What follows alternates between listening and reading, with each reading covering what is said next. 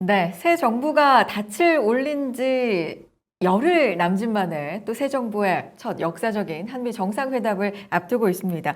금융시장도 그 어느 때보다 주목하고 있는 상황인데요. 그래서 대외경제정책연구원 김웅종 원장님 오늘 특별히 모시고 관련된 이야기를 좀 깊이 있게 나눠보겠습니다. 김웅종 원장님 바로 모셔보겠습니다. 원장님 안녕하세요. 네, 안녕하세요. 네. 네, 반갑습니다. 예.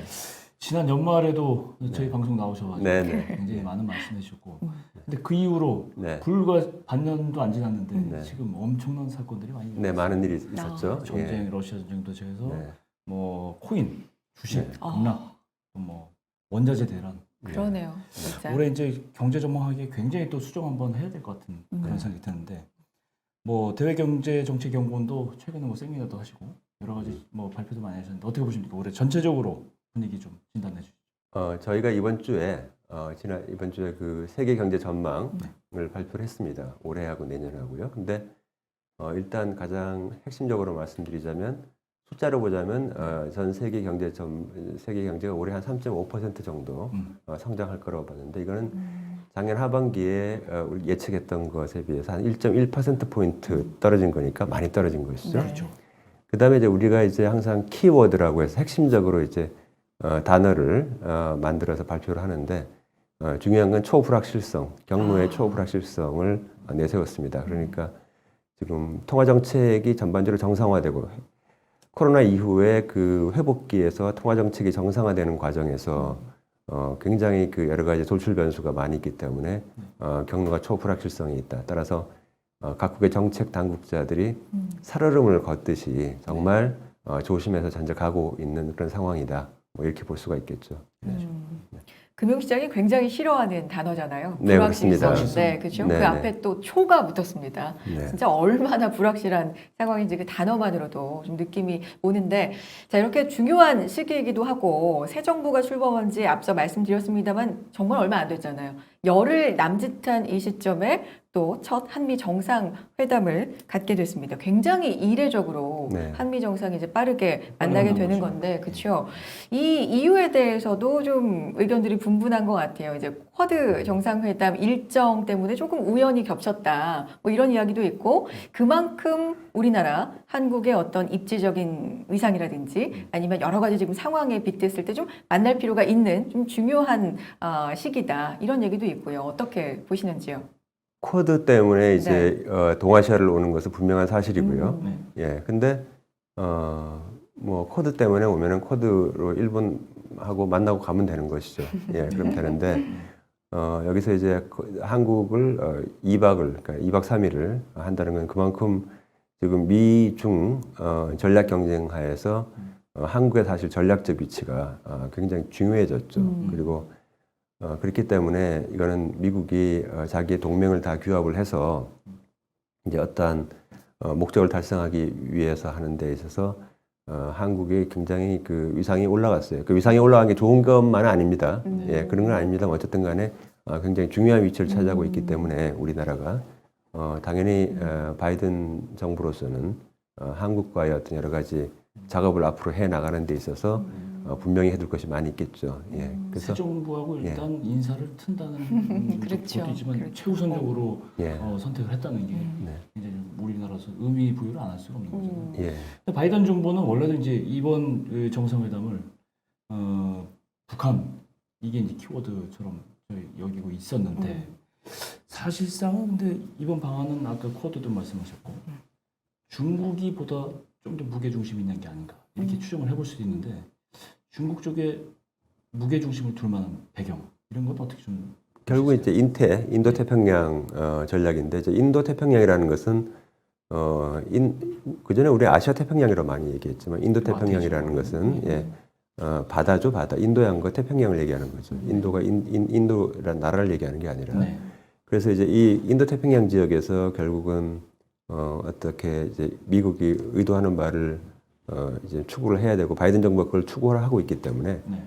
지금 뭐 대단히 중요하고 지금 인도 태평양 경제 프레임워크를 작년 10월 달에 처음으로 얘기하고 나서 이게 이제 네 가지의 그 필라로 이렇게 좀 정리를 했죠. 그래서 교역 관계, 그다음에 이제 공급망 문제, 네. 그다음에 이제 인프라하고 그 녹색 문제 협력 그리고 이제 그 다음에 금융 관련된 뭐 반부패 뭐 조세 이런 건데 이 네 가지가 다 미국 입장에서는 좀 이 인도 태평양 지역에서 미국의 의지를 관철해야 되는 그런 좀 핵심적인 그런 사안입니다. 그렇죠. 그러니까 여기서 지금 가장 원래부터 이제 항상 미국과 같이 행동을 해왔던 일본과 호주, 뉴질랜드뿐만 아니라 이제 한국과 그리고 다른 동남아시아 국가들하고 같이 그 해야 되는 그런 상황이고요. 네. 그래서 이번에 이제 인도 태평양 경제 프레임워크를 네. 이제 23일을 처음에 이제 출범하면서 그러면서 이 모든 일이 다 벌어졌다, 시작됐다 이렇게 볼 수가 있겠죠. 예. 일단 그러면 이번 회담의 주요 의제들 좀 아까도 말씀을 하셨는데 어떤 회담 내용들이 좀 결국은 올라가 이제 그 IPEF 관련된 내용이죠. 그러니까 예. 공급망이라든가 공급망. 그다음에 교역 관련된 내용, 예. 그다음에 디지털 특히 이제 교역 중에서는 디지털 교역과 관련된 내용입니다. 왜냐하면은 디지털 무역이 지금 현재 굉장히 중요한 이슈인데 디지털 무역에 대한 국제적인 규범이 없기 때문에 네. 결국은 양자 간에 또는 이제 소 지역 간에 현재 그런 디지털 동반자 협정이 계속 속속 맺어지고 있는 상황이고요. 우리나라는 현재 싱가포르하고만 현재 그 협정이 맺어져 있는 상황이고, 네. 그러나 미국은 이제 여러 다른 나라들하고 많이 하고 있죠. 그래서 네. 여기서 나온 이러한 것을 좀 IPEF를 통해서 이제 관철을 하겠다. 이제 이런 의도가 있기 때문에 결국은 디지털 무역 관련된 규범을 IPEF를 통해서 이제 관철을 하고 각 국가에서 그 디지털 플랫폼 기업, 특히나 이제 미국의 디지털 플랫폼 기업들이 좀 더 자유롭게 활동할 수 있는 그런 환경을 좀 만들어주고 싶은 것이 사실 미국의 속내죠. 네, 결국은 넷플릭스라든가 네. 디즈니라든가 네. 이런 글로벌 사업들 네, 그 네. 타겟도 있다. 제가 그러고 보면 이제 사실 경제 블록을 새로 또 조성하는 첫 단추가 될 수도 있는 생각도 드는데요. 그죠? 네, 이제 그 작업은 WTO 사실 이제 별로 관심들이 아직은 요새 별로 없는 것 같은데 제네바 WTO에서 디지털 교역에 대한 규범에 대해서는 그동안 논의를 계속 해왔고 그리고 6월 13일에서 15일 사이에 작년 12월 달에 하지 못했던 그 WTO 통상장관 회담을 하게 됩니다. 네. 약간 작게 하는 거는 합니다만은 여기 이걸 통해서 WTO 내에서도 좀 계속 그 디지털 통상 규범을 갖다가 같이 합의를 하려고 노력을 하고 있는데 그게 뭐 언제 될지 모르니까 하세월이니까 그래서 결국 미국은 인도 태평양 지역에서 이걸 관철하겠다고 하는 것이죠. 네. 네. 주요 의제들 분야별로 좀 하나하나 살펴보겠습니다. 경제 안보 먼저 좀 짚어볼까요? 네. 최근에 경제 금융에 있어서 또 환율이 굉장히 이슈입니다. 원달러 환율이 크게 뛰면서 한미 정상회담을 계기로 뭔가 통화 스와프, 선물이라는 표현까지 좀 쓰면서 기대감도 있고 환율을 방어하는 구원 투수가 될 수 있을까? 뭐 이런 기대감도 좀 나오고 있는 것 같은데 그런 가운데 한은과 연준이 상설에 가까운 통화 스와프를 뭐 할 계획도 있다. 뭐 이런 보도도 좀 나오고 있는 것 같고요. 이 부분에 대해서는 어떻게 원장님 생각하시는지 궁금한데요. 일단 네. 그 통화 수업을 하게 되면은 네. 그것이 이제 우리나라의 그 환율 안정이라든지 이런 데 큰 도움이 되는 건 사실입니다. 근데 이제 통화 수업이라는 것은 이제 사실 위기 시에 하는 것이고 지금 우리나라도 그렇고 미국도 그렇고 지금이 위기라고 보고 있지는 않습니다. 그래서 통화 수업을 할 수 있는 그런 이제 그 아주 절박한 그런 상황은 아니다. 이렇게 볼 수 있고요. 그다음에 이제 지금까지 미국이 통화 수업을 상설하고 있는 나라들은 다 이제 그 통화 자체가 어떤 국제 결제 통화로서 어느 정도 지위를 인정받고 있는 나라들이고요. 그다음에 우리가 과거에 했던 것 같이 이렇게 일시적으로 통화 사업을 하고 있는 경우에 있어서도 미국에서 그 나라의 그 상대 국가의 통화와의 거래에 있었던 교란이 생기게 되면 이제 미국의 어떤 굉장히 큰 문제가 생긴다라든가 또는 거래에서 문제가 생기는 경우에 한해서 이렇게 통화 사업을 맺었기 때문에 별로 이렇게 통화 사업을 지금 당장 어떻게 해야 된다 뭐 이런 이것이 현실적인 건 아닌 것 같아요. 그리고 우리나라 입장에서 보게 되면은 뭐 통화 사업을 하면 좋겠지만은 지금 우리나라 이제 대외 그 순금융자산이 한 6,500억 불 정도 되고 그러니까 이제 외화 보유액을 빼더라도 한 거의 2,000억 불 정도의 그 대외 금융자산이 흑자이기 때문에 이러한 측면도 있고요. 그리고 과거 우리가 이제 아시아 외환위기 때 어떤 트라우마가 있어가지고 항상 이것 때문에 이제 생각을 하는데 그럼에도 불구하고 외환시장에서 원화의 인기는 상당히 좀 있기 때문에 예, 당장 급박한 위기가 아니라면은 통화 수합이 당장 그냥 이건 뭐 예측입니다. 예측이니까 또 뭐 어떻게 네네. 달라질 수는 네. 있겠습니다만은 통화 수합이 이번 한미 정상회담이나 여기서 뭔가 발표된다든가 저는 그렇게 될 가능성은 좀 그렇게 높지 않다라고 그렇게 보고 있습니다. 그렇군요. 우리가 미국하고 통화 수합한 게 2008년 금융위기 때 예, 그 이후에 한동안 한시적으로 했었습니다. 예, 했고. 그 통화 수합이라는 말만 들으면 저도 네. 그 당시에 그 기사로 많이 다루긴 했는데 네. 굉장히 긴장되고 이건 긴급 상황일 예. 때만 가능하기 때문에 우리 불안감을 조성하지 않는 거죠. 아. 물론 개인적인 생각이 네. 아. 네, 네. 그런 생각이 듭니다. 그렇군요. 예, 굉장히 급할 때만 네네. 하는 게 위기. 있는데 상시적으로 하면 어떤 의미가 있는지 뭐 방금 원장님 말씀하셨듯이 네. 좀 더 생각해봐야 될 것 같습니다. 네네. 근데 이제 금융시장 특히 경제 전체도 그렇지만 금융시장 참가자들 입장에서는 지금 미국 시장을 매일 아침에 5시부터 맞아요. 우리 방송 듣고 근데 최근에 이제 금융시장 참가자들은 이 금리 주가보다도 미국 금리가 간밤에 어떻게 됐냐 이거 야. 보고 있어요. 특히 예를 들어서 중앙은행의 금리와 관련된 통화정책과 관련된 내용이 뭐 있었는지 뭐 텐트럼 나오는지 아니면 빅스텝 뭐 이런 단어들이 굉장히 민감한데 자이언트 스텝까지 나오잖아요. 그렇죠. 그러니까요. 자이언트 스텝까지 나오고. 맞아요. 공격적인 긴축을 하느냐 마느냐 한미 금리가 역전이 되느냐 마느냐 긴축 쇼크는 어떻게 될 것이냐 이런데 우려가 계속 있는데 물론 정상회담과는 직접적인 연관은 없겠지만 이걸 계기로 해서 어떤 변화가 있을지 이게 또 포인트란 말이죠. 어떻게 보십니까? 지금 일단 미 연준은요. 미 연준의 금리 정책은 미 연준이 전 세계 경제의 순조로운 성장을 위해서 연준이 금리 정책을 시행할까요? 그건 아니죠. 미 연준은 미국 경제를 보고 있습니다. 예. 미국 경제를 보고 있고 현재 그 미국 경제 상황이 어떤가라고 네. 봤을 때 생산자 물가는 굉장히 높죠. 예. 굉장히 높고 거기에 따라서 수요 부분이 상당히 이걸 받쳐주고 있기 때문에 소비자 물가도 높은 상황입니다. 양쪽이 다 높아요. 예. 네, 굉장히 높은 상황입니다. 그러면 이렇게 미국은 현재 전 세계에서 나홀로 회복하고 있어요. 그렇죠. 그래서 몇 년 동안 계속 그렇게 왔습니다. 그렇죠. 우리나라도 회복하고 뭐 다른 나라도 회복한다고 하지만 미국이 가장 빨리 이제 반등을 하고 있고 뭐 고용 시장은 너무너무 좋고요. 현재 이런 상황인데 이러다 보니까 결국 그 파월 의장도 이제 뭐 계속 공격받고 있는 게 너무 늦게 이제 금리를 올리기 시작했다는 것이기 때문에 결국은 빅 스텝이라든지 자이언트 스텝은 결국 이게 가지 말고 그냥 레벨로 그냥 확 올라가 버리자 이렇게 되거든요. 그러니까 지금 그건 미국은 미국 상황에 따라서 그렇게 하는 거예요. 근데 미국의 문제는 뭐냐면 미국의 금리 정책은 다른 나라에 엄청나게 큰 영향을 주기 때문에. 네. 근데 이제 우리는 한국이잖아요. 여기 미국이고. 그러니까 미국의 상황과 한국의 상황은 조금씩 다르단 말이에요. 그렇죠. 그러니까 회복하는 것도 다르기 때문에 한국의 이제 그 한인이라든가 이런 그 주요 정책 결정자들은 한국 상황을 보고 여기에 따라서 금리 정책을 해야 된다라고 사실 지난번에도 나왔을 때도 제가 그 말씀을 드렸거든요. 예. 그래서 그렇게 해야 된다고 생각을 하고 있고 또 다행히 또 이제 다 그렇게 또 생각을 하시는 것 같아요. 요새 그 발언하시는 거 보면은. 네. 그래서 한국의 상황은 그럼 어떻게 되느냐. 한국도 여전히 생산자 물가는 높아요. 왜냐하면 이거는 전부 다 지금 해외에서 들어오는 물가인데 한국은 미국만큼 수요가 그만큼 강하지 않기 때문에 소비자 물가는 한 중간 정도 있고요. 우리보다 더 밑에는 이제 일본 같은 나라. 일본은 좀 굉장히 그 양 물가 지수 간의 격차가 큽니다. 그래서 한 이 정도 이렇게 되는 그런 상황이기 때문에 그거에 맞는 금리 통화 정책 정상화를 하면 되는 겁니다. 그래서 아마 그렇게 할 것 같고요. 그래서 미국은 미국대로 굉장히 빨리 올라갈 겁니다. 지금 금리가 올라오고 인상 속도가 굉장히 빠를 거고요. 네. 그러나 그러니까 계속 이제 미국 금리를 보고 나서 그러면 한국 금리도 빨리 올릴 것이다. 그렇게 하면 안 되고 또 그렇게 하지 않을 거로 봅니다. 우리나라 한은에서요. 상황이 다르기 때문에 상황이 다른 걸 압니다. 알고 있고 또 그렇게 또 그런 발언을 하고 계세요. 그래서 지금 보면은 결국은 불가피하게 앞으로 한 1, 2년간은 한미 간의 그 이자율 격차 차이가 줄어들 수밖에 없는 그런 상황이다. 그러니까 우리가 정상적으로 대응을 한다면 이제 그렇게 보고 있고요.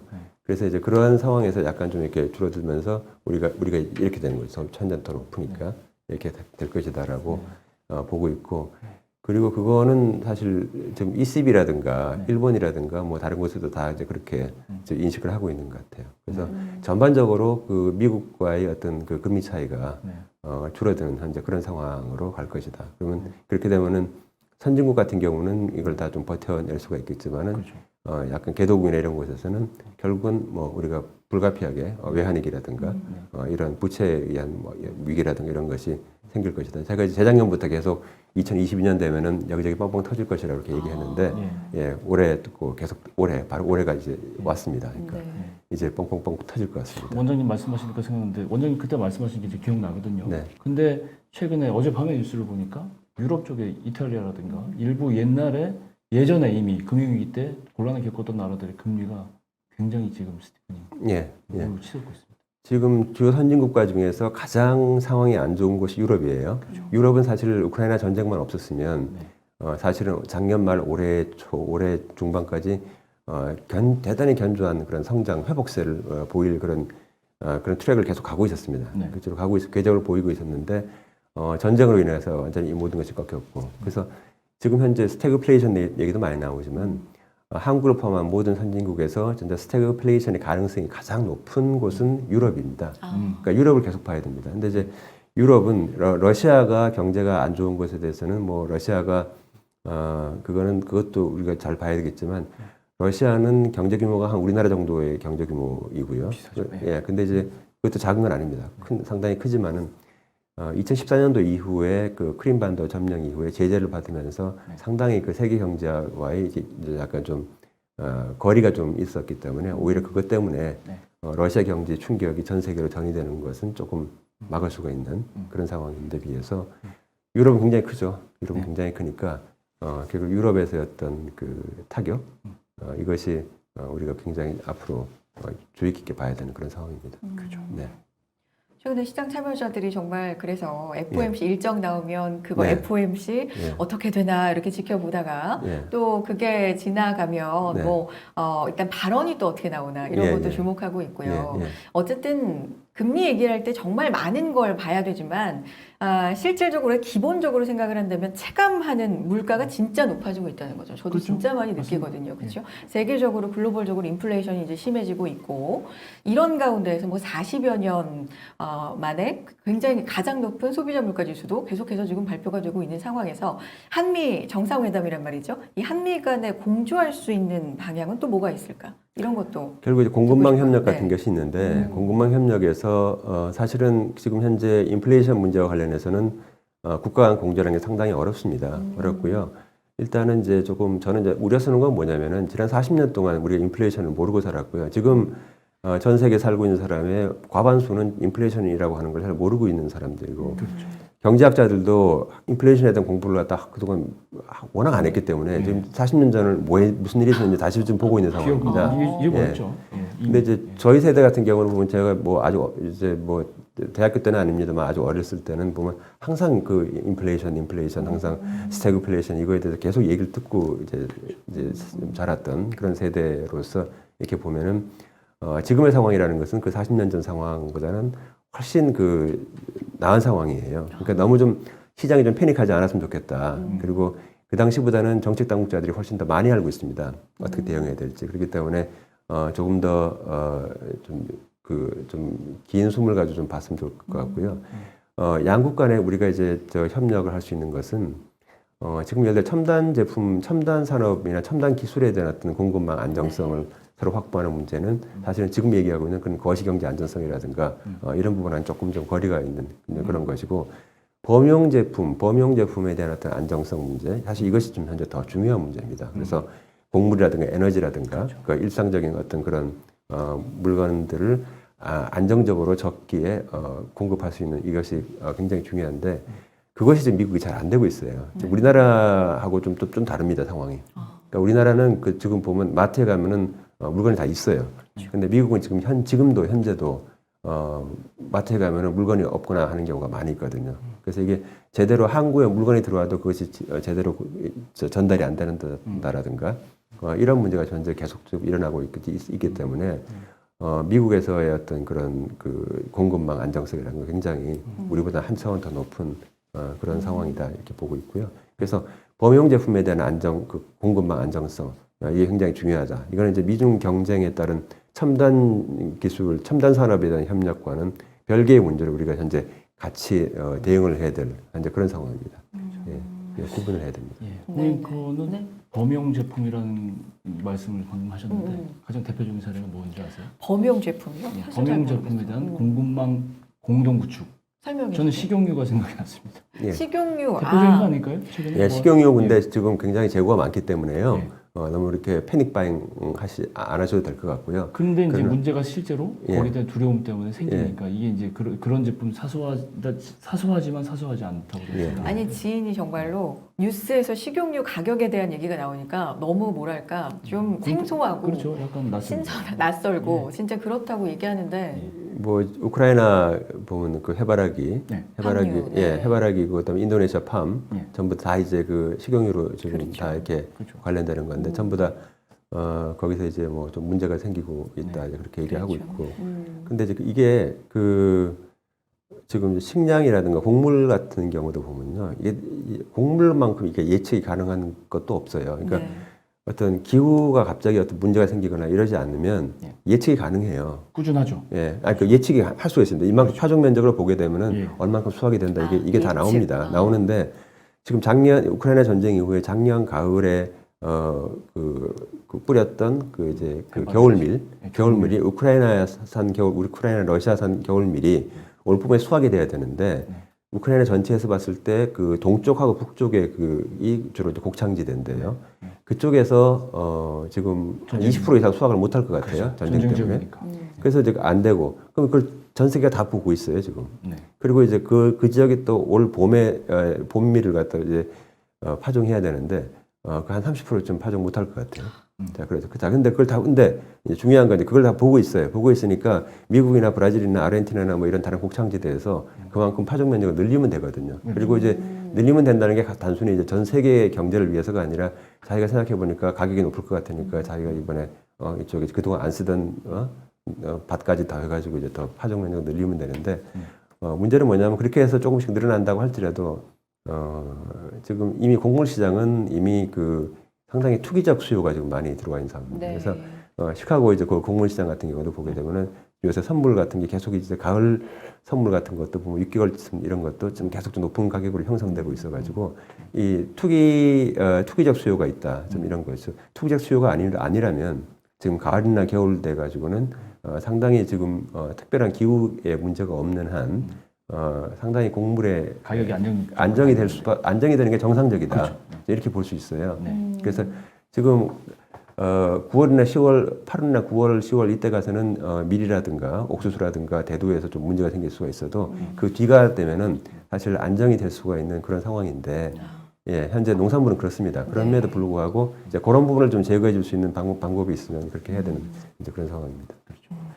일단 뭐 말씀하신 대로 거의 모든 재화에 대해서 이제 공급망 공조 뭐 이런 것을 주제로 하는 한미 정상회담을 기대할 수 있다 이렇게 네. 말씀하셨는데 일단 뭐 미국이 주도하는 인도태평양 경제 프레임워크 이 관련 논의가 이제 집중될 텐데 일단 우리나라는 어떤 영향이 있을까, 어떤 득실이 있을까 이걸 좀 직접적으로 좀 제가 좀 듣고 싶습니다. 일단은 이제 IPF를 이제 시작을 하는 것이죠. 시작하는데 IPF의 많은 것이 시장 접근이라기보다는 이제 규범 분야예요. 어떠한 규범을 갖다 같이 공동으로 제정하자 이러는 것이 많습니다. 이제 이런 것이기 때문에 결국 이 규범 분야에서 같이 이제 미국과 일본과 뭐 지금 현재 8개국 정도가 하고 또 더 늘어날 수도 있고요. 네. 그래서 이 지역에 인도태평양 지역에서 이런 다른 나라들과 이 규범 분야에서 같이 공동 보조를 맞춘다면 우리가 CPTPP도 아직까지 들어가 있지 않은 상황이고 네. R7 그 규범 분야에서 어떤 그 조화라는 게 수준이 낮기 때문에 결국은 IPF를 통해서 우리의 규범 분야의 합치성을 높이는 데 있어서 굉장히 중요하기 때문에 IPF는 들어가서 머리를 쳐박고 같이 논의를 하는 게 훨씬 낫다. 스탠다드를 만들고 예, 레귤레이션을 훨씬 만드는 낫다. 예, 그런 것이 있고요. 그 다음에 규범 분야 관련해서 중요한 게 뭐냐면은 이제 항상 두 가지가 항상 문제가 돼요. 이 규범을 어떤 글로벌 규범을 우리 국내에 도입을 할 때는 첫 번째는 이제 내국민 대우 문제입니다. 그러니까 WTO의 가장 중요한 비차별 원칙이 두 가지가 내국민 대우하고 피해국 대우죠. 근데 NT라고 하죠. 그 내국민 대우를 제대로 할 수 있는가, 하고 있는가 하는 이런 문제가 있어요. 그래서 디지털 규범을 포함해서 이런 규범 문제, 그래서 외국 기업들이 우리나라에 와서 우리나라 기업과 동등한 자격으로 할 수 있도록 그 하는 것, 보장하는 것, 이제 그게 하나가 있고, 두 번째는 외국 기업이나 국내 기업이 와가지고 이제 플랫폼 기업이기 때문에 플랫폼에 따라서 이게 경쟁법상의 어떤 문제를 일으킬 수가 있거든요. 공정거래죠. 예. 그래서 바로 이 경쟁법상의 문제와 내국민 대우 이 두 가지를 명확하게 규정하는 것이 굉장히 중요합니다. 예. 그래서 이 두 가지 이 분야에서의 어떤 그 아주 그 명료성을 강화시키기 위해서는 바로 이러한 IPF 같은 논의에 참여를 해야 되고요. 그 참여함으로 해서 국내 규범의 어떤 뭐 개선이라고 할까요? 이제 그런 부분을 같이 하고 또 개혁도 또 같이 하고 변화도 이끌어내고 이제 그렇게 해야 될 것 같아요. 예. 그게 가장 중요하죠. 네네. 예. IPF 굉장히 매력적이다 저는 그렇게 생각하고 지금 경제난을 타개할 수 있는 굉장히 좋은 방법이다 이렇게 생각하는데 또 한 가지는 항상 음과 양이 있기 마련이에요. 그렇죠. 저희가 이제 G2 사이에 있다는 사실 이게 굉장히 좀 중국과는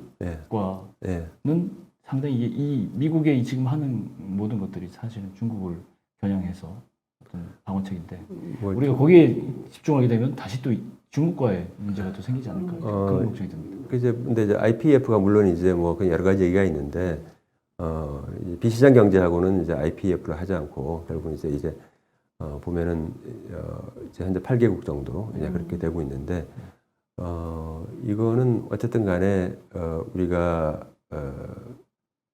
꼭 뭐 반중국이라든가 이런 식으로 접근하는 것은 바람직하지 않은 것 같아요. 우리 입장에서는. 그러니까 반중국이 아니라 우리의 규범을 선진화하는 그리고 주변 국가의 규범을 조화시키는 그런 하나의 수단이다. 그렇게 생각을 하는 것이 맞고요. 중국도 지금 CPTPP 하겠다라고 그렇죠. 좀 이미 선언을 했고 그 다음에 디지털 동반자 협정 중국이 가입하겠다고 지금 얘기하고 있거든요. 그러니까 지금 현재 싱가포르라든가 칠레라든가 뉴질랜드하고 이런 곳에서 또 일본이라든가 이렇게 하고 있는 디지털 동반자 협정 뭐 여러 가지 형태가 있는데 지금 그것도 하겠다라고 일단 얘기는 하고 있습니다. 그러니까 이제 그 현재 중국의 어떤 그런 상황 봐서 그것이 가능할까라고 하는 의구심이 있지만 어쨌든 간에 본인들은 그렇게 하겠다고 하니까 공식적으로 봐가지고 IPF와 관련해서도 중국이 공식적으로 그거에 대해서 반대한다고 하는 것이 별로 이렇게 납득할 만한 그런 일은 아닌 것 같아요. 그러니까 중국 경제의 선진화를 위해서라면 IPF 같은 논의의 장에 관심을 갖고 뭐 하는 것이 참 좋지 않을까 생각합니다. 네네.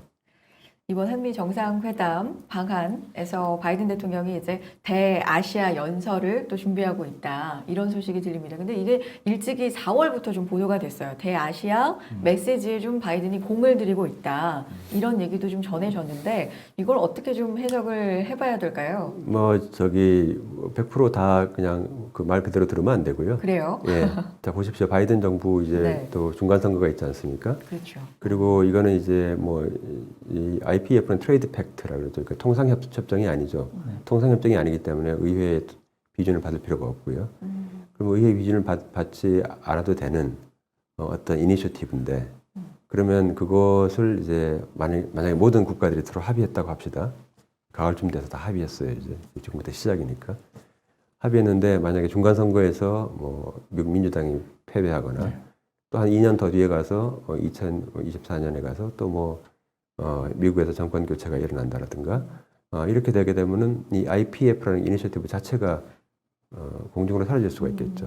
이게 한미 FTA 같은 그렇게 양국의 국민들 또는 국민의 대변자인 의회의 승인을 받은 게 아니기 때문에 바로 이러한 IPF의 그 불안정성 이런 것 때문에 사실은 동남아 국가도 그렇고 다른 나라 국가들도 좀 이렇게 이거에 대해서 어디까지 동조를 해야 될 것인가 그래서 이거를 좀 생각을 하고 있는 것이죠. 그래서 우리 바이든 대통령이 그 이니셔티브죠 말 그대로 자기의 본인이 이제 이렇게 뭔가를 제시할 거니까 제시하는 걸 들어보고 뭐 우리가 이게 뜻이 좋으면 그냥 참여하는 것이고요. 그러나 너무 그 과도하게 그것이 앞으로 계속 강력하게 나갈 것이다, 계속 추진될 것이다. 뭐 이것에 대해서는 너무 100% 너무 과신하지 신뢰할 필요는 없을 것이다. 굉장히 불안정합니다. 그렇죠. 이 이니셔티브 자체. 네네. 어쨌건 그 전체적으로 이제 반도체라든가 뭐 배터리라든가 이 공급망 관련돼서도 연결지어서 생각해 보시는 이슈고 당연히요. 근데 이게 현실적으로 지금 계속 이제 너무 장기화되고 있기 때문에 제가 얼마 전에 자동차를 하나 바꾸려고 주문했는데 처음에는 6개월이라더니 한 두어 달 지나서 어떻게 됐습니까? 물었더니 계속 6개월입니다. 그렇대요. 예. 계속 정말 한 8개월, 10개월 뭐 이렇게 주변에 되니까. 그렇더라고요. 예. 와. 이게 게다가 러시아 우크라이나 전쟁 나면서 또 불확실성이 또 더해지고 공급망 문제가 언제 좀 풀릴 것인가 이게 굉장히 관심사인데요. 예. 어떻게 공급망 문제가 이제 작년 같은 경우는 이제 좀 상당히 단기적으로 그때 코로나 정도로 해가지고 코로나가 좀 거치면은 그런 공급망이 회복될 것이다 라고 봤는데 몇 가지 요인이 있는데 이제 특히 미국 같은 경우 그런데 이게 이제 많은 돈을 지급했죠 국민들한테 예, 많은 돈을 지급하니까 노동시장에 나오질 않아요. 돈이 있으니까 이제 안 나오는 거죠. 예, 그래서 지금도 여전히 실업률은 굉장히 낮은 수준입니다만은 고용률이 과거에 코로나 이전으로 회복되지 않고 있고 그 다음에 이제 우리나라 같은 경우도 보게 되면은 이제 굉장히 직업군이 굉장히 바뀌었습니다. 그래서 코로나로 인해서 충격이 컸기 때문에 비대면 산업이 더 커지고 이러면서 전통적인 부분에서 계속 지금 지속적으로 노동자들이 좀 부족한 그런 상황에서 이제 그렇게 해서 조금 더 오래 갈 것이 아닌가라고 이제 작년 연말이나 올 초에 그렇게 전문가들이 생각을 좀 하게 됐는데 근데 이제 우크라이나 전쟁이 터졌습니다. 러시아 우크라이나 전쟁이 터졌기 때문에 그러면서 이제 잘 됐다. 확실하게 이제 전망할 수 있게 됐다. 이렇게 된 거죠. 뭐냐면은 이거 오래 간다. 이제 말하자면 그렇죠. 그러한 이제 뭔가 이제 태세 전환을 해야 되는데 네네. 태세 전환을 할 계기를 이제 러시아 우크라이나 전쟁이 마련해 준 것이죠. 네, 그래서 이제 그게 관의 마지막 그 못을 박는 put the final nail in the coffin. 그래서 이제 완전히 딱 결정을 짓는 이제 그러한 것이 바로 러시아 우크라이나 전쟁이었고요. 그래서 앞으로 이것은 계속 당분간 계속 될 것이고 과거와 같이 신뢰에 기반한 글로벌 밸류 체인 그것은 당분간은 기대하기 어려울 것이다. 예, 이제 그렇게 볼 수밖에 없는 상황입니다. 그래서 앞으로 계속 갈 것이다. 일단 그렇게 생각을 하고 대비하는 게 마음이 편하다. 이렇게 볼 수 있죠. 예.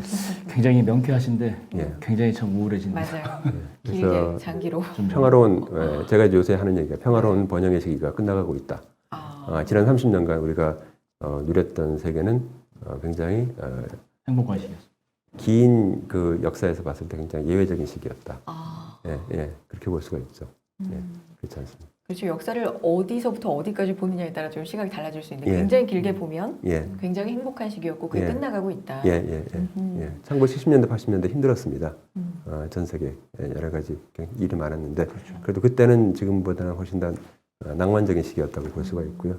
예, 그랬는데 90년대 이후에 사상 유례 없이 좋았죠, 사실은. 그리고 그때에 우리나라가 어쨌든 고도 성장을 해가지고 현재 이만큼 온 것은 우리나라한테 굉장히 행운이죠, 우리는 행운이고요. 지금 우리 바로 뒤에서 있는 태국이라든가 말레이시아라든가 이런 나라들은 굉장히 어려운 상황에 지금 처해 있는 거죠. 대외 경제 환경이. 그렇습니다. 바이든 대통령의 방한이 20일 그렇죠? 일요일까지 네. 예정이 되어 있는데 21일이 이제 정상회담이고요. 그런데 그 일정 중에 보면은 이제 조금 거시적인 경제 얘기를 해봤다면 약간만 조금 더 들어가서 삼성전자, 평택공장 뭐 방문을 비롯해서 이런 대기업 총수들과의 일정이 있죠. 만남도 조금 일정이 있는 것 같습니다. 이것도 좀 영향이 있을까요? 아무래도. 이제 네. 사실 이제 미국 대통령이 뭐 옛날에 작년에 보면은 뭐 우리나라 기업 관계자도 막 부르고 네네. 또 기분 좋은 상황은 아닌데 반도체 같은 경우는 이제 말하자면 미국이 가장 자신 있는 분야죠. 그러니까 대중국 봉쇄를 작년에 이제 100일 동안 조사를 해보지 않았습니까? 네. 해보니까 이게 반도체는 해볼 만하다. 먹혔죠. 해볼 만하다. 보니까 상황이 좋아요. 미국과 동맹국들이 같이 연합하면은 상당히 뭐 효과를 낼 수 있겠다 이렇게 생각하고 있으니까 이제 반도체 부분은 계속 그렇게 나갈 것이고 다른 뭐 배터리라든가 히토류라든가 뭐 의약품이라든가 다른 부분은 미국과 동맹국이 같이 힘을 합쳐도 단기간에 뭔가를 좀 탈중국을 하기가 쉽지는 않은 그런 부분이 많이 있기 때문에 이제 그런 부분에서는 좀 시간이 걸릴 것 같고요. 반도체는 가장 이제 편한 부분이기 때문에 네. 이 부분에 대해서는 계속 바이든 행정부가 계속 계속 이제 밀어붙일 것 같다 이렇게 볼 수 있는 거죠. 그 상징적인 것이 뭐 삼성전자 뭐 방문이죠. 네. 그렇군요. 네. 대외경제정책연구원도 경제안보 전략실 신설 발표를 하셨는데 이것도 의미를 좀 살펴보자면 경제안보와 관련돼서 조금 심상치 않게 우려스럽게 보고 있다 이렇게 해석을 좀 해볼 수 있을까요? 예, 어떻습니까? 사실 경제안보는 네. 이제 우리 연구원은 네. 작년에 경제안보 TF를 이미 만들었어요. 음. 만들어서 13명 가지고 계속 이제 해왔고요. 네. 그리고 작년 말 올해 초에 이미 이제 경제안보 전문가 풀을 구성을 했습니다. 그 전문가 풀에서 계속 회의를 하고 있고, 그 다음에 경제안보 연구 자문회의를 또 지난 4월 달에 구성을 했고요. 그래서 과거부터 쭉 이어오는 그 일련의 과정에서 그리고 작년에 했던 경제안보 TF를 이번에 경제안보 전략실로 이제 확대 개편했죠. 그래서 상설 조직으로 만들었고요, 완전히. 그러니까 그렇게 거기 이제 세 개의 팀을 두고 경제안보 팀이라든가 글로벌 전략이라든가 그다음에 북한 문제도 마찬가지고요. 그래서 이제 이런 문제를 다 이제 아우르는 방식으로 하는데 중요한 건 경제안보에 대해서 지금 하나의 합의된 그런 정의는 없어요.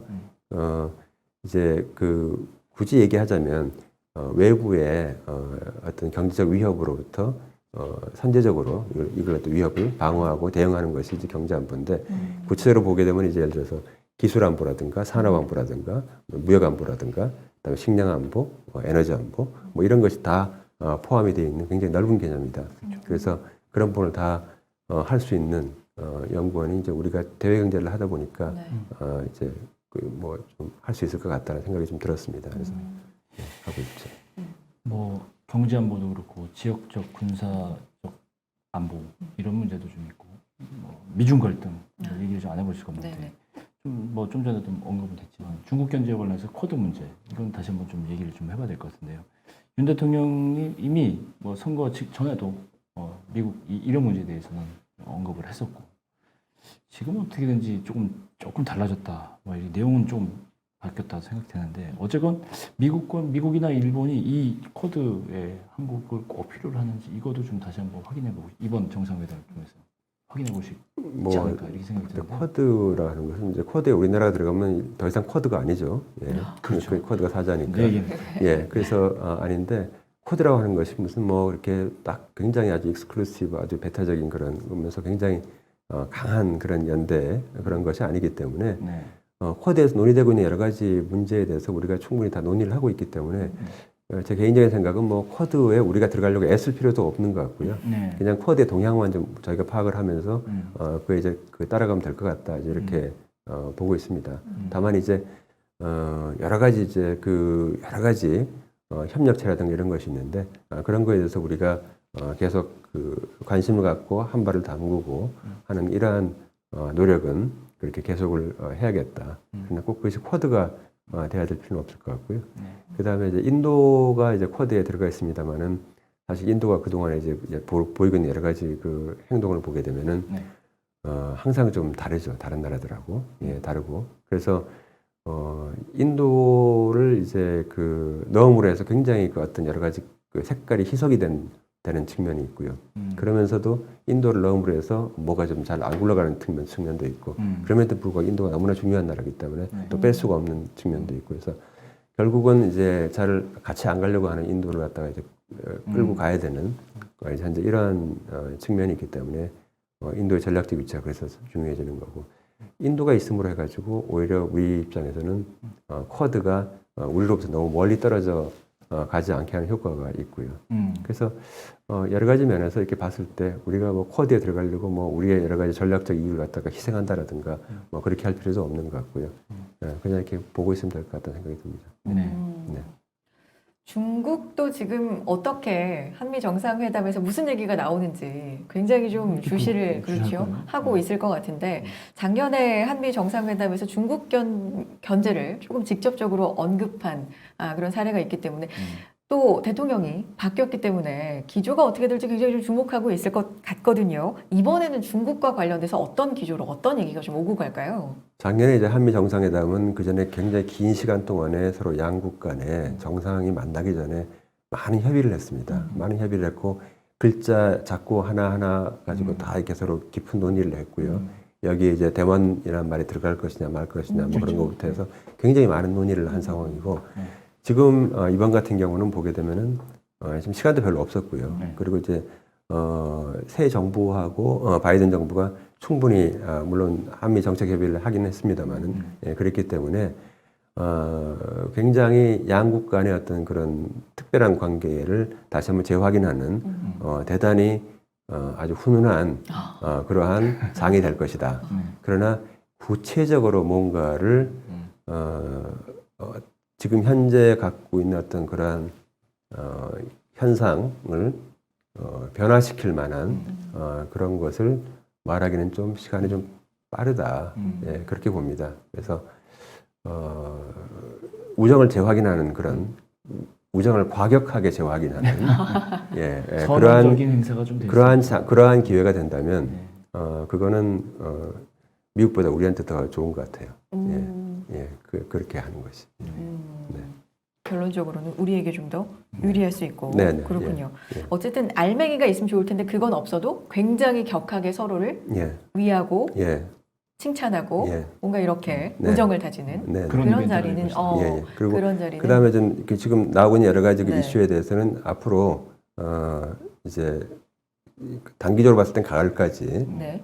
계속 협의를 해나가면 됩니다. 음. 협의를 해나가면서 그러면서 서로 양측의 그 정부가 할 수 있는 역량을 서로가 깊이 이해하고 파악을 하고 그 한계를 그러면서 양측이 협의를 해 나가는 것이 좋겠다. 네. 예, 저는 그렇게 보고 있습니다. 그러면 굉장히 또 장기간 이어지고 있는 미국과 중국의 갈등은 앞으로는 어떻게 전개될 계속되죠. 거라고 계속되죠.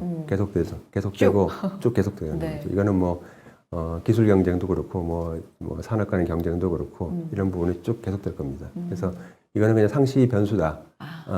상시 변수가 아니라 그냥 상수다. 있는 거다. 예, 네. 예, 상수다. 이렇게 보고요. 그리고 거기서 이제 뭐 시작을 해야 되는 것 같습니다. 장기간 계속될 거다라는 게 굉장히 많네요. 그러면 그렇죠? 결국은 뭐 중국에서는 결코 유리할 수가 없는 근데 이제 상황이고. 그렇게 되면 결국 미중 전략 경쟁에서 우리가 뭐 저 샌드위치다 뭐 어떻게 한다 그러는데 그렇게 따지면 전 세계 모든 나라들이 다 샌드위치에 있거든요. 그렇죠. 예, 그러니까 이제 그거에 대해서 너무 뭐 부담 갖고 미리 결정하려고 뭔가를 하려고 서두를 필요는 전혀 없고요. 서두르면 하여튼 지는 겁니다. 그래서 서두를 필요는 없고요. 다만 이제 미중 전략 경쟁에서 우리 입지를 강화하는 게 굉장히 중요하고 그러려면은 문제를 풀려면 그 문제 안에서만 있어가지고 문제가 안 풀리는 경우가 있게 되면 조금 더 밖으로 나와야 되죠. 문제 밖으로. 그래서 우리가 다른 나라들하고 굉장히 경제 협력을 다른 차원에서 해야 되는데 예를 들어서 호주 같은 나라 뭐 보면은 자 보세요. 호주를 보면은 호주는 그 파이브 아이즈 미국이 하고 있는 게 파이브 아이즈 그다음에 쿼드, 오커스, 그다음에 양자. 그럼 5432인데 5432에 다 들어가 있는 나라가 호주입니다. 그죠? 그렇죠. 그만큼 중요한 나라예요. 네. 예. 그런데 호주는 우리나라한테도 대단히 중요합니다. 지금. 네. 예, 중요하기 여러 가지 면에 중요하죠. 그래서 호주와의 관계를 강화하고 그다음에 인도와의 관계도 굉장히 중요합니다. 왜냐하면 사실은 과거에는 인도가 우리가 ODA를 주겠다 해도 인도가 개도국입니다만은 ODA 주겠다 해도 ODA를 안 받았어요. 우리는 ODA를 갈아서 받겠다. 그래서 선진국한테만 받겠다 이래가지고 안 받았는데 이제 작년 재작년부터 우리가 이제 인도가 감사하게도 예, 우리의 ODA를 받겠다고 하니까 한인도 간의 그 협력을 더 강화할 수 있는 그런 계기가 됐고요. 또 한인도 세파에 대해서 지속적으로 이걸 개선하자, 업그레이드하자고 하는 요구를 인도가 좀 하고 있기 때문에 그러한 면에서 인도하고의 접점은 더 넓어졌어. 그래서 미중 전략 경쟁을 어떻게 해결하느냐 하는 문제에 있어서는 결국 우리가 호주라든가 그다음에 인도라든가 그다음에 세계 규범을 선도하고 있는 유럽이라든가 이런 국가들 지역과의 협력을 다른 차원에서 해야 되는데 지금까지의 그것과는 달리 그 다른 차원에서 할 만한 국력이 됐다 우리나라가 그들도 우리를 그렇게 알아보고 있고 그렇기 때문에 지금 활동 공간이 더 넓어졌다 또 더 넓어져야 된다 그렇죠. 자, 이렇게 보면은 네.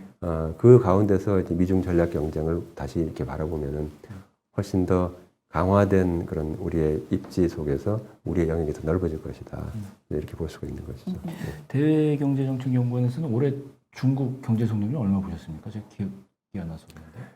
우리는 이제 그저께 발표할 때 5.1%로 이제 발표를 했는데 지금 상대적으로 그게 높은 거예요. 다른 기관에 비해서. 네. 5.1%로 봤는데, 저희가 이제 지금 현재의 어떤 그 락다운이나 이런 것이 추가적으로 예를 들어서 북경이 락다운 된다라든가, 그런 것이 생기지 않는 한, 현재의 전망을 유지하려고 그러고 있고요. 5.1%. 그러나, 이번에 발표한 거에서 5.1%에서 약간 좀, 더 조금 낮아질 수도 있다라고 하는 그런 생각을 갖고 있고, 이제 그 다음에 이제 또 뭐 사소한 얘기입니다만 또 딴 얘기입니다만 다른 지역, 어느 지역 같은 경우는 조금 더 높아질 수 있다는 생각은 하고 있습니다. 그러나 현재로서는 이제 5.1%로 저희 생각하고 있고. 중국도 성장률이 계속 낮아지는 추세 아닙니까? 예, 중국은 본인들은 5.5% 하겠다라고 지금 얘기를 하고 있는데, 그 뭐 몇 달 전 얘기고요.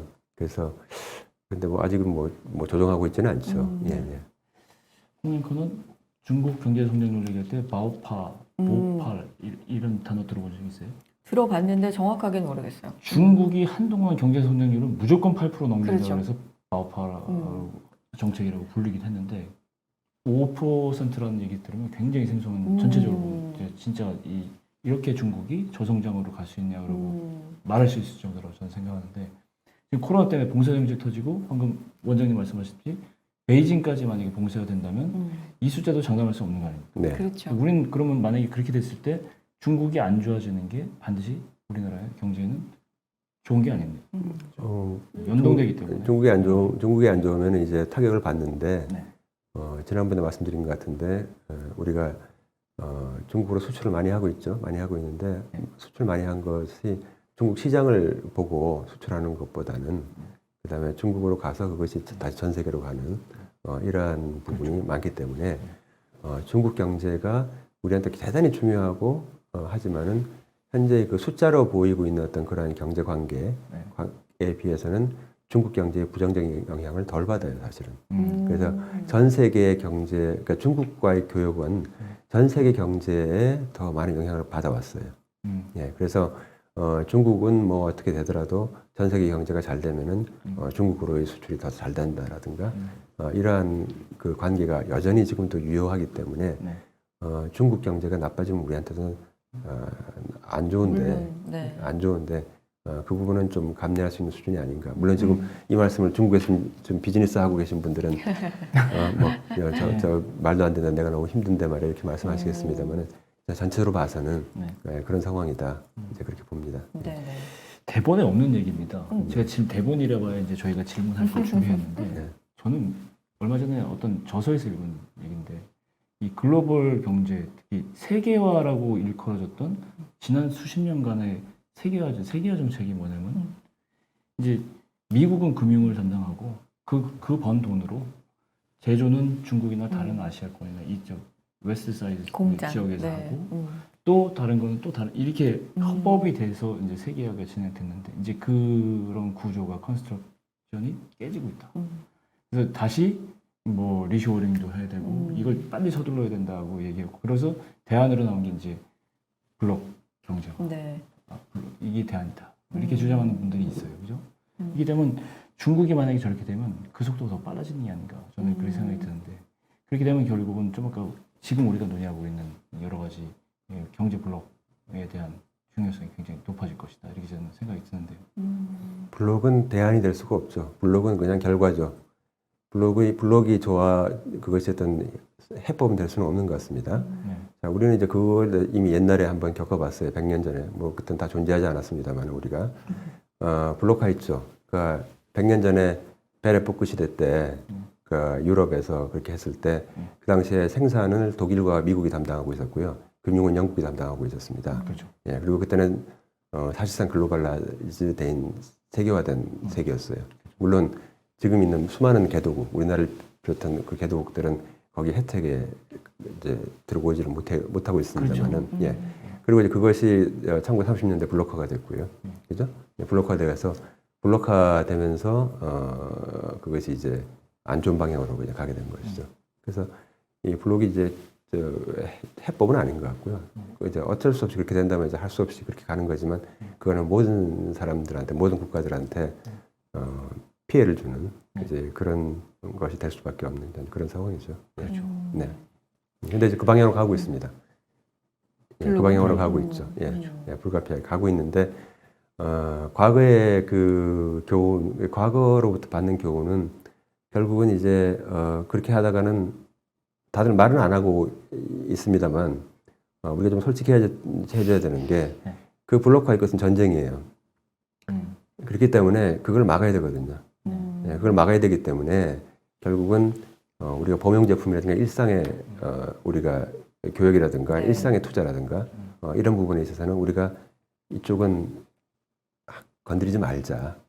더 계속 잘 될 수 있도록 하자. 블록 치지 말자. 이제 이런 방식으로 해서 합의점을 모색을 하고 있는 것입니다. 근데 이제 첨단 산업에서 첨단 기술에 대한 전쟁, 이 경쟁은 그거는 하더라도 지금 그런 부분에 있어서는 이제 뭐 중국을 비롯해서 모든 나라들이 다 공감대를 갖고 있다라고 저는 생각을 하고 있어요. 그리고 실제로 만나서 얘기를 해보면 누구나 다 그렇게 생각을 하고 있죠. 누구나 다 그렇게 생각한다고 해서 그 방향으로 가는 건 아닙니다만은 그 생각은 그렇게 다 하고 있습니다. 중국 얘기 여기서 마무리하고 안 할 수 없는 게 또 북한 얘기입니다. 그렇죠. 북한 얘기 좀 넘어가 볼까요? 한국과 미국 양국 정상회담에서 최우선 의제를 꼽고 있는 게 이제 공통적으로 북핵 문제인데 사실 북한이 이제 코로나 때문에 좀 여의치 않은 상황이긴 하지만 어쨌든 바이든 대통령 방문 전후로 해서 또 도발이 있지 않을까 또 예의주시하고 있는 상황인 것도 같고요. 자, 북핵 문제에 대해서 양국은 또 어떻게 이번에 이야기를 나눌 거라고 보십니까? 북핵 문제에 대해서 원칙을 재확인하겠죠. 원칙을 재확인하는데 한미 정상이 만나서 북한 문제 또는 북핵 문제에 대해서 얘기하고 거기에 대해서 논의한다고 하는 것이 언론에 나는 것 자체가 북한한테는 득이 됩니다. 북한은 지금까지 계속 북한이 가장 두려워하는 상황은 북한이 잊혀지는 거예요. 소외되고 전 세계에서 잊혀지는 거예요. 예를 들어서 뭐 중동에서 어떤 문제가 생겼다든가 요새 우크라이나가 있다든가 이러면은 다들 관심들이 그쪽에 가지고 북한에서 뭐 미사일을 쏘고 뭐 하는 관심들을 안 갖거든요. 그러니까 이제 결국은 계속 이제 관심의 중심에 있어야 그래야 뭐 여러 가지 면에서 본인들한테 좋기 때문에 계속 관심을 끌려고 하고 있고요. 그래서 이제 전략적 무시도 많이 했죠. 많이 했고 전략적 무시라는 것이 이제 전반적으로 앞으로도 계속 하나의 중요한 정책 중에 하나가 될 것이고요. 그래서 그렇게 하고 있습니다만 어쨌든 간에 북한은 바이든 정부가 들어서고 나서도 그다음에 우리나라에서 새로운 정부가 들어서고 나서도 지금 계속 관심을 끌기 위해서 이제 노력을 하고 있는 그런 상황에서 결국 근데 한미 정상이 만나서 북한 문제, 북한 핵 문제에 대해서는 얘기를 안 할 수가 없는 것이죠. 그리고 이제 뭐 북한에서 지금 뭐 코로나 관련된 그런 게 계속 이제 안 좋다라고 하는 것이 나오고 있으니까 뭐 북한이 뭐 바란다면 북한에 대해서 우리가 지원을 할 수가 있죠. 미국이 직접 지원을 하기는 할 수 있는 상황은 아닙니다만은 우리는 지원을 할 수가 있죠. 여러 가지 장비를. 코로나가 정말 이 남북도에 다시 한번 뭐 물꼬를 좀 트는 그런 계기가 됐으면 좋겠는데 지금으로서는 북한이 강경하게 좀 이걸 거부하고 있는 상황이잖아요. 뭐 우리나라는 지금까지 대북 인도적 지원에 대해서 거부를 하거나 우리가 그거를 안 하겠다고 한 적은 없기 때문에 우리는 없죠. 인도적 지원을 우리는 뭐 계속 얘기를 해야 되는 상황입니다. 알겠습니다. 자, 정리를 좀 해볼까요? 시간이 많이 됐습니다. 네네. 지금 상황이 여러 가지로 지금 뭐 분야별로 얘기를 했습니다만, 그렇죠. 뭐 코로나의 이제 위드 코로나, 엔데믹이라고도 하는데 그런 상황이기도 하고 전쟁 장기화 우려 속에서 금융시장도 불확실성이 아까 초라고 또 말씀해 주셨잖아요. 초불확실성의 시대이기도 하고 우리 경제, 금융 방향성에 대한 전반적인 조언이랄까요? 좀 끝으로 한 말씀 듣고 싶습니다. 일단 뭐 매일매일 페드가 어떻게 움직일까를 너무 초긴장 상태로 보지 않으시는 게 오히려 나을 것 같고요. 그다음에 지금 그 정책 당국자들이 현재 상황을 굉장히 엄중하게 인식하고 있습니다. 엄중하게 인식하고 있다는 것이 지금 그것이 위기라고 생각한다는 얘기는 아니에요. 그러니까 이게 저는 그게 이렇게 우리 집 보면은 지금 경제부총리 지난번에 경제부총리와 하는 총재가 만나셔서 네. 그래서 엄중하게 보고 있다고 하는데 그게 이제 그것이 의미하는 바는 뭐냐면 지금 위기란 얘기가 아니라 지금 현 상황에 대해서 굉장히 진지하게 잘 지금 항상 생각을 하고 있다 이제 이런 얘기거든요. 그래서 그에 따라서 적절하게 대응을 해나갈 것으로 믿고 있고요. 그 다음에 그러나 올해에 있으면서 계속 마치 잔물결 같이 충격이 계속 올 겁니다. 대외 부분에서. 네. 그리고 제가 앞서 말씀드렸다시피 몇 나라에서 심각한 경제 위기가 올 것이고 올 것을 배제할 수가 없는 상황이고요. 그래서 그러한 상황이 있으나 그렇더라도 파국으로 가는 건 아니기 때문에 이 초불확실성 하에서 그래도 그냥 이렇게 가는 우리가 뭐 주식시장에 확 오른다라든가 그렇게 말할 수는 없고요. 그냥 이렇게 좀 버텨가는 그런 한 해가 될 것이다. 그렇게 보는 것이 맞을 것 같다. 대외 경제 환경은 좀 계속 안 좋아지고 있습니다. 네. 원장님 제가 말씀을 뭐 끝으로 이 말씀드리면 오늘 정말 저 개인적으로도 원장님 말씀 중에 초불확실성 이 말은 정말 절감하고 있고 특히 최근 며칠간에 모든 금융시장에 있어서 그런 면을 보이기 때문에 정말 와닿는 말씀이었습니다. 한미 정상회담과 초불확실성을 근거로 하는 글로벌 경제 오늘 말씀 너무 재밌게 잘 들었습니다. 맞습니다. 대외 다시 경제. 한번 또 네. 뵈야죠. 그러니까요. 많이 좀 나와주세요, 원장님. 네.